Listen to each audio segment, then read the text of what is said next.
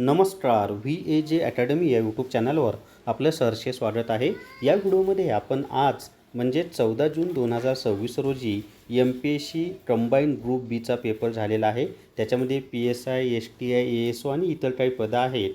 तर या पूर्वपरीक्षेमध्ये भूगोलावर आधारित जेवढे प्रश्न विचारले होते ना, त्या सगळ्या प्रश्नांची उत्तरं आपण स्पष्टीकरणासह पाहणार आहोत.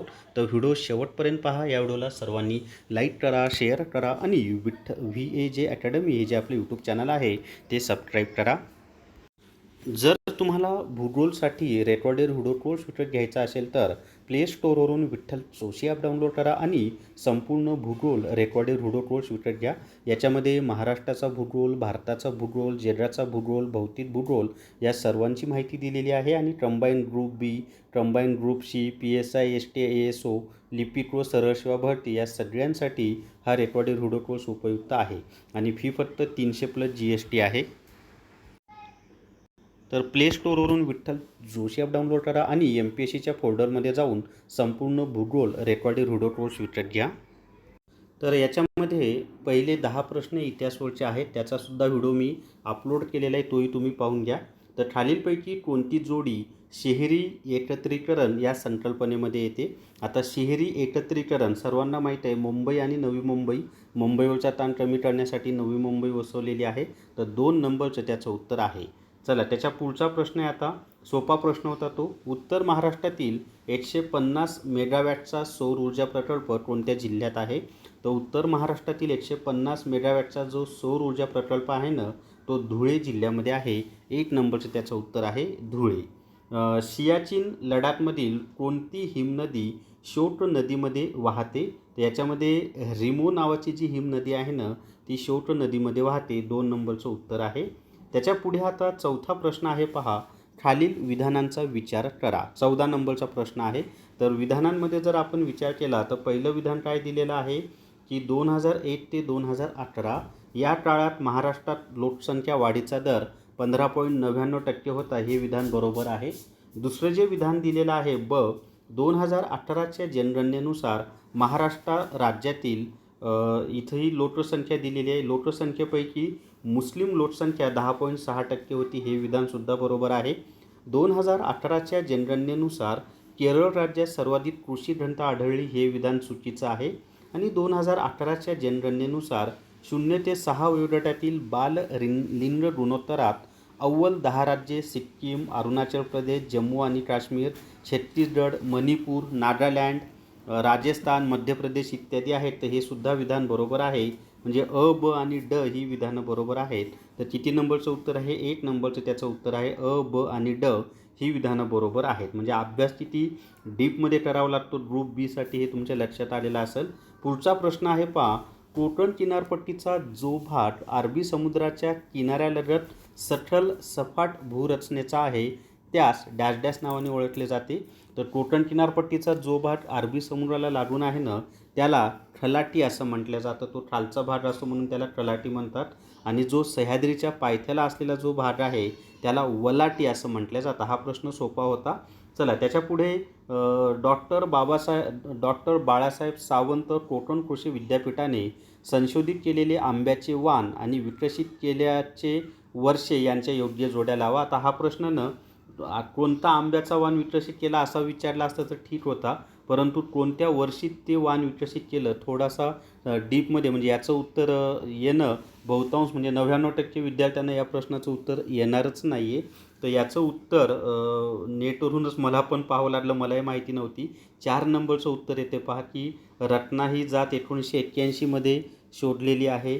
त्याच्यानंतर सिंधू ही जात 1992मध्ये, कोकण रुची ही जात 1999मध्ये आणि कोकण सम्राट ही जात 2014मध्ये. आता याच्यापुढे तुम्ही कोणता वाण कोणत्या वर्षी शोधलं हे पाठ करत बसू नका. असे अपवादात्मक प्रश्न एखाद्या परीक्षेला येत असतात. त्याच्या पुढचा प्रश्न आहे, पहा. खालीलपैकी फक्त कोणत्या पिकाची कोणती जात आहे, वाण आहे ते माहिती असणं आवश्यक आहे. खालीलपैकी कोणती किंवा कोणत्या जोडी किंवा जोड्या अयोग्य आहेत? आता या ठिकाणी आपल्याला अयोग्य म्हणजे चुकीची जोडी सांगायची आहे. तर त्याच्यामध्ये छत्रपती म्हणजे चुकीची जोडी कोणती आहे असंच सांगायचं आहे आपल्याला. तर त्याच्यामध्ये छत्रपती संभाजीनगर या प्रशासकीय विभाग आहे धाराशिव जिल्हा आहे आणि तलावाचं नाव तावरजा. तर ते बरोबर आहे की छत्रपती संभाजीनगर या प्रशासकीय विभागामध्ये धाराशिव जिल्हा येतो. आधीचं नाव उस्मानाबाद होतं आणि त्यामध्ये तावरजा हा जलाशय किंवा तलाव आपल्याला पाहायला मिळतो. तर त्याचं अयोग्य आपल्याला दिलेलं आहे म्हणजे बरोबर आहे या ठिकाणी. मग बरोबर आहे. पुढचं पाहूयात आपण आता. पुढे पहा काय म्हटलेलं आहे. तर नागपूर भंडारा म्हणजे नागपूर प्रशासकीय विभागामध्ये भंडारा हा जिल्हा आहे तो बरोबर आहे. आणि उमरझरी हा जो तलाव आहे ना भंडारा आणि गोंदियाच्या सीमारेषेवर, त्यामुळे हे सुद्धा बरोबर आहे. तर आणि ब कुठं आहे. चला अजून पुढे पाहूयात आपण. आणि ब एकाच पर्यायामध्ये दिलेले आहे म्हणजे 2 नंबरचं त्याचं उत्तर येईल आणि ब. बाकी क आणि ड चुकीचे आहेत. त्याच्या पुढे पाहूयात आपण आता. पुढचा प्रश्न आहे आता 18 नंबरचा. प्रश्न काय दिले आपल्याला. पुढील नद्या व उपनद्या यांच्या जोड्या लावा. आता नद्या आणि उपनद्यांच्या आपल्याला काय लावायचे आहेत, जोड्या लावायच्या आहेत. तर या ठिकाणी हाही प्रश्न सोपा आहे तसा. तर तापी नदीची जी उपनदी आहे ना, तापी नदीची उपनदी त्याच्यामध्ये आहे घरणी ही जी आहे ही तापी नदीची उपनदी आहे. त्याच्यानंतर पूर्णा नदीची उपनदी आहे ती नळगंगा आहे म्हणजे बीला 3 येईल, एला 4 येईल. त्याच्यानंतर सिंधफणा नदीची जी उपनदी आहे ती बिंदुसर आहे म्हणजे तापीचं घरणी, पूर्णाचं नळगंगा, सिंधफणाची उपनदी बिंदुसरा आणि मांजराची उपनदी बोरी म्हणजे 1 नंबरचं त्याचं उत्तर आहे. चला त्याच्या पुढे आता पुढचा प्रश्न आहे. महाराष्ट्राच्या संदर्भातील खालील विधानांवरून जिल्हा ओळखा. आता त्याच्यामध्ये विधानं दिलेले आहेत पहा. तलावांचे शहर या जिल्ह्यात स्थित आहे. तर ठाणे जे शहर आहे ना त्यालाच आपण तलावांचं शहर असं म्हणतो म्हणजे ते ठाणे जिल्ह्यातच स्थित आहे म्हणजे ठाणेच त्याचं उत्तर आहे. ठाण्यालाच आपण पाणी पिकवणारा जिल्हा असं सुद्धा म्हणतो कारण मुंबई आणि त्याचं जे आजूबाजूचे उपनगरं आहेत त्यांना पाणी पुरवठ्याचं काम हे ठाणे जिल्ह्यातून होतं म्हणजे महत्त्वाची धरणं ठाणे जिल्ह्यात आहेत. या जिल्ह्यात दारुगोळा व शस्त्रनिर्मितीचा कारखाना बरोबर आहे अंबरनाथमध्ये आहे. एक तालुका धातूच्या वस्तू त्यावरील नक्षीकाम यासाठी प्रसिद्ध आहे बरोबर आहे. आणि मुशी जातीचे गवत या जिल्ह्यात मोठ्या प्रमाणात आढळते. तर मुशी जातीचं गवत ठाणे जिल्ह्यामध्ये आढळतं हे सुद्धा लक्षात ठेवा.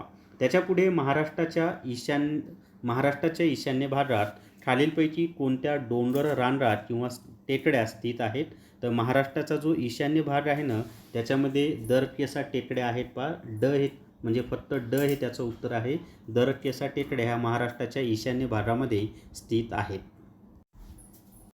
जर तुम्हाला संपूर्ण भूगोल रेकॉर्डेड रूढो कोर्स विकत घ्यायचा असेल तर प्ले स्टोअरवरून विठ्ठल जोशी ॲप डाउनलोड करा आणि ॲपमध्ये MPSCच्या फोल्डरमध्ये संपूर्ण भूगोल रेकॉर्डेड रूढो कोर्स हा कोर्स उपलब्ध आहे.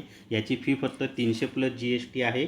आणि combine group B, combine group C, PSI, STI, ASO, लिपिक व सरळ सेवा भरती यासाठी हा कोर्स उपयुक्त आहे.